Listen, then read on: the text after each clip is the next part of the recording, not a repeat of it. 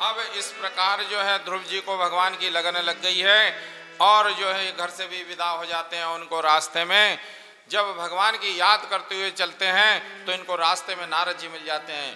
तो कहते हैं कि जब हम भगवान को प्राप्त करने के लिए, अच्छे कर्म करने के लिए, सत्य और धर्म को प्राप्त करने के लिए निकलते हैं तो हमें गुरु की आवश्यकता, ढूंढने की आवश्यकता नहीं है। जिस प्रकार यहाँ ध्रुव जी को भगवान नारद जी मिल गए, यानी नारद जी गुरु के रूप में मिल गए हैं, तो ऐसे हमें भी भगवान को प्राप्त करने के लिए कोई गुरु को ढूंढने की आवश्यकता नहीं है।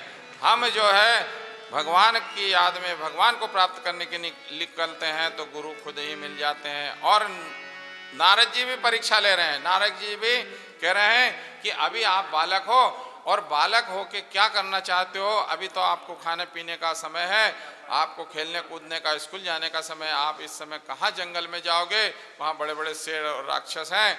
आप भगवान को प्राप्त करने के लिए कहाँ जा रहे हो? अभी क्या छोटी उम्र में क्या बुराई और क्या भलाई, आप घर चले जाइए और मैं आपको घर में जो भी आप पुत्र हो घर के तो और बड़े पुत्र हो तो मैं आपको आधा राज्य दिला दूंगा। ऐसा नारद जी कहने लग गए।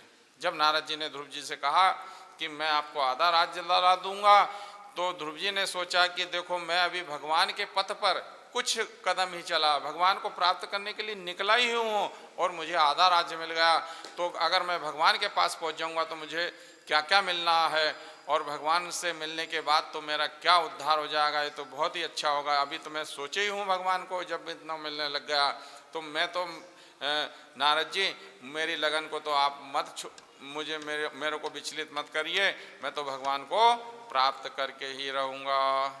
आप मुझे मत भटकाइए, मैं भगवान को जो है प्राप्त करने के लिए ही जा रहा हूँ और जंगल में जाना पड़े, कहीं भी जाना पड़े तो मैं जाऊँगा। आप तो मुझे एक काम करिए, भजन की विधि बता दीजिए। कि जब नारद जी ने सोचा कि ये जो है ध्रुव जी दृढ़ संकल्पित है, इनका संकल्प दृढ़ है, तो जो है संकल्प जिसका दृढ़ होता है, जो किसी भी प्रकार का संकल्प कर लेता है तो समझ लो उसके आधे कर्म हो गए हैं। संकल्प भगवान की जो किया इन्होंने तो इनका संकल्प पूरा होगा, ऐसा जो है नारद जी भी समझने लगे। तत्तात गच्छ भद्रम ते यमुनायास्तटं शुचि पुण्यम मधुवनम यत्र सानिध्यम नित्यदा हरे। नारद जी ने कहा तत्तात गच्छ भद्रम ते यमुनायास्तटं शुचि, यमुना के तट के पास जो वृंदावन धाम है, इस प्रकार से आप वृंदावन में जाओगे तो वहाँ भगवान की सन्निधि है। अब जो है ब्रह्मा जी जो है ये जो है नारद जी भी प्रसन्न हो गए और इन्होंने कहा कि यहीं पे जो अपना वृंदावन है, यहीं पे यमुना तट है और यहाँ मधुबन के पास जाकर के भगवान की सन्निधि, वहाँ पर जाके भजन करिए और वहाँ पर जाके भजन करना। आप भगवान के साथ में और सन्निधि में रहेंगे। हम यहाँ वृंदावन में रह रहे हैं और यहीं पे भगवान जो है, यहाँ जो नारद जी ने भी यहीं पे सलाह दी थी ध्रुव जी को और ध्रुव जी ने यहीं से भगवान को प्राप्त किया था। और ध्रुव जी को मंत्र क्या दिया? मंत्र प्रदान किया, ओम नमो भगवते वासुदेवाय मंत्र प्रदान किया। कौन ने? नारद जी ने मंत्र प्रदान किया। इस मंत्र का जो 7 रात्रि तक श्रद्धा पूर्वक भजन करता है उससे भगवान ऋषि मुनियों के रूप में दिखने लगते हैं और भगवान के दर्शन होने लगते हैं। तो आइए ध्रुव जी महाराज के साथ तन्मयता पूर्वक जो है हम भी इस कीर्तन को करते हैं। कौन से? ओम नमो भगवते वासुदेवाय। ये मंत्र कौन ने? नारद जी ने ध्रुव जी को दिया। और ध्रुव जी को कहाँ भेजा? मधुवन में, यहीं पर, ये वृंदावन में यमुना के तट पर जो मधुवन है वहीं पर ध्रुव जी ने भगवान को प्राप्त किया था। और जो मंत्र है वो ओम नमो भगवते वासुदेवाय। तो जैसे हम एक व्यक्ति ओम नमो भगवते वासुदेवाय यदि बचते हैं, जपते हैं तो एक ही उसका पुण्य मिलता है, लेकिन 100 व्यक्ति एक साथ बचते हैं तो हमको 100 मंत्रों का पुण्य मिल जाता है। इसलिए जैसे हम यहाँ हजारों लोग बैठे हैं तो हजारों लोग इस मंत्र को जपेंगे तो हमको 1000 गुना फायदा मिलेगा। तो इसलिए आइए हम भी जो है तन्मयता पूर्वक ओम नमो भगवते वासुदेवाय नाम का कीर्तन करते हैं। ओम नमो भगवते वासुदेवाय, ओम नमो भगवते वासुदेवाय, ओम नमो भगवते वासुदेवाय, ओम नमो भगवते वासुदेवाय, ओम नमो भगवते वासुदेवाय, ओम नमो भगवते वासुदेवाय, ओम नमो भगवते वासुदेवाय, ओम नमो भगवते वासुदेवाय, ओम नमो भगवते, ओम नमो भगवते, ओम नमो भगवते, ओम नमो भगवते, ओम नमो भगवते वासुदेवाय, ओम नमो भगवते वासुदेवाय, ओम नमो भगवते वासुदेवाय। बोल वृंदावन वाकी हरिलाल की जय हो।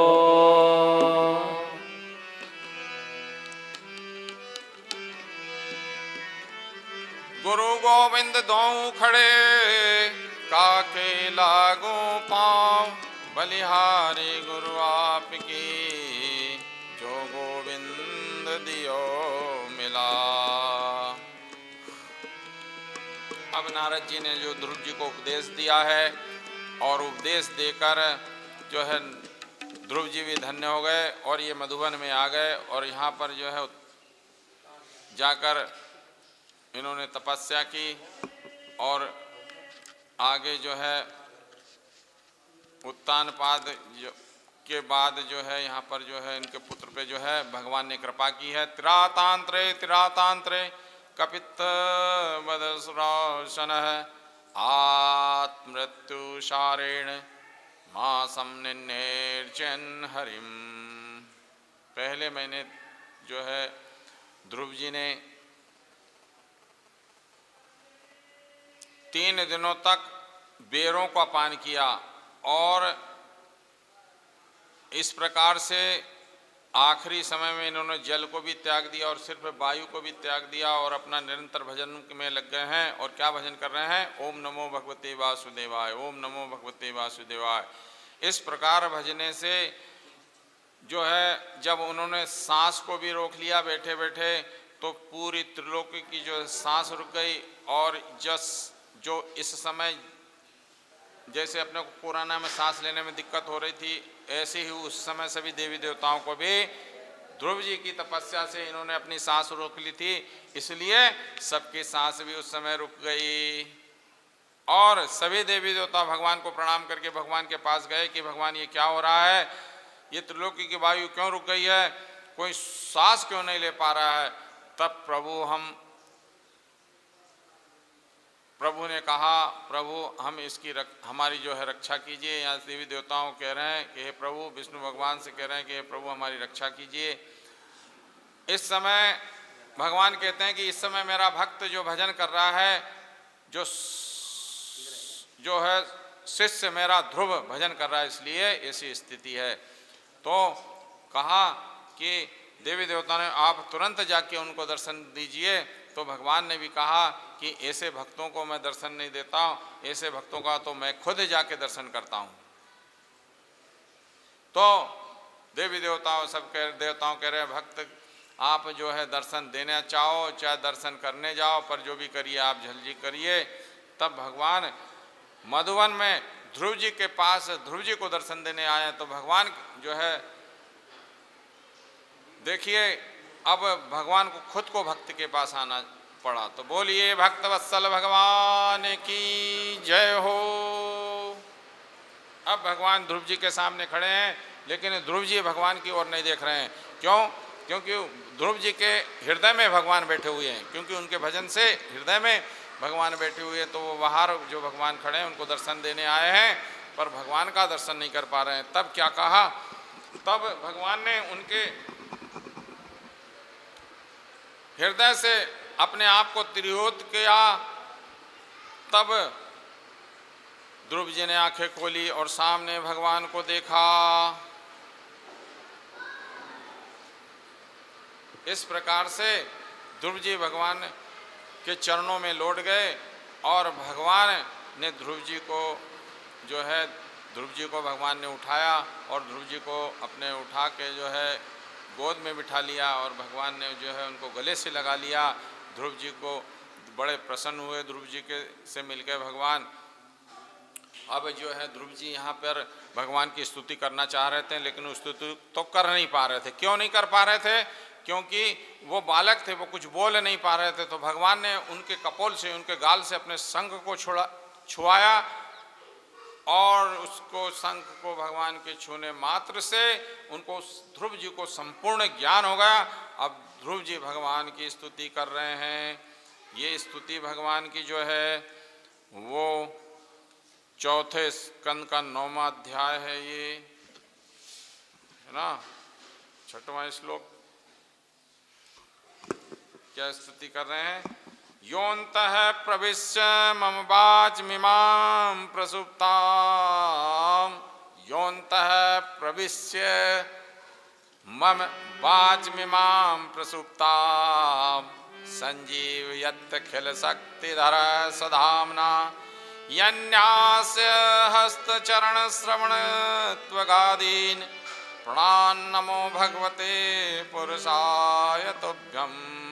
ध्रुव जी क्या स्तुति कर रहे हैं कि संजीवयत्यखिल शक्तिधर स्वधाम्ना, योऽन्तः प्रविश्य मम वाचमिमां प्रसुप्ताम्, अन्यासहस्रचरणश्रवणत्वगादीन् प्राणान्नमो भगवते पुरुषाय तुभ्यम्। हे प्रभु, आपने मेरे अंतःकरण हृदय में प्रवेश करके मेरी सोही शक्ति को जगा दिया। संसार में जितने भी जीव हैं सबको आप चेतना शक्ति प्रदान करते हैं। हे प्रभु, इस प्रकार से ध्रुव जी भगवान की स्तुति कर रहे हैं। इसके बाद भगवान ने ध्रुव जी को आज्ञा दी कि आप अपने राज्य में जाइए और 36,000 वर्ष तक राज्य करिए। भगवान ने फिर आदेश ध्रुव जी को कहा, उनको आदेश करा कि आप 36 वर्ष तक राज्य करिए। तो ध्रुव जी सोचने लगे, मैंने भगवान आपको प्राप्त करने के लिए जो है भजन किया था और आप फिर मुझे राजपाट के लिए फिर भेज रहे हैं। तो भगवान कहते हैं कि आपकी इच्छा थी और ये हमारा आदेश है, आप 36,000 वर्ष तक राज करो। यानी आज हम देखते हैं कि जो राज कर रहे हैं, मतलब जो देश में राज कर रहे हैं, मंत्री संतरी जो भी हैं राज कर रहे हैं, तो उन्होंने जरूर तपस्या की होगी। पिछले जन्म में कुछ न कुछ अच्छे कर्म किए होंगे। जिस प्रकार ध्रुव जी ने आज तपस्या की और हमारे यहाँ वृंदावन में मधुबन में ही तपस्या करके भगवान को प्राप्त किया और 5 साल में ही प्राप्त कर लिया था। 5 साल की उम्र में उन्होंने फिर उसके 6 महीने बाद भगवान को प्राप्त कर लिया था। तो और तपस्या करने के बाद फिर उन्होंने राज करने के लिए भेजा। तो आज जो लोग बाग राज कर रहे हैं, तो ये समझ लो उन्होंने पिछले जन्म में जरूर कुछ न कुछ भगवान की तपस्या की होगी, कुछ न कुछ किया होगा, कुछ अच्छे कर्म किए होंगे, सत्कर्म किया होगा, तब आज राज कर रहे हैं। तो कहने का मतलब ये हुआ कि हमें कुछ भी करना हो, यदि राज भी करना है तो भगवान की तपस्या करना है, भगवान का भजन करना है, भगवान के साथ जुड़े हुए कुछ भी कर्म करना है तो भगवान से जुड़ करके ही करना चाहिए। तो इस प्रकार से भगवान ने ध्रुव जी को बताया कि 36,000 तक राज करो, उसके बाद जो आप मेरे धाम में आना। तो भगवान ध्रुव ने बहुत अच्छे से तपस्या की और भगवान से कहा कि हे प्रभु, मैं फिर जो है यहाँ पर संसार में लिप्त हो जाऊँगा, क्योंकि इस संसार में आके व्यक्ति, आपकी माया मोह इतनी सुंदर है कि जो है संसार भी इतना सुंदर आपका बनाया हुआ है कि संसार में व्यक्ति आके लिप्त हो ही जाता है। तब भी भगवान ने कहा कि आपने मेरी इस भक्ति और शक्ति जो है आपने भक्ति की है, इसलिए आपको ऐसा कोई भी माया का प्रभाव नहीं पड़ेगा। आप अच्छे से जाके राज करिए। और राज करने के बाद ध्रुव जी से कहा कि आप मेरे धाम में आ जाना।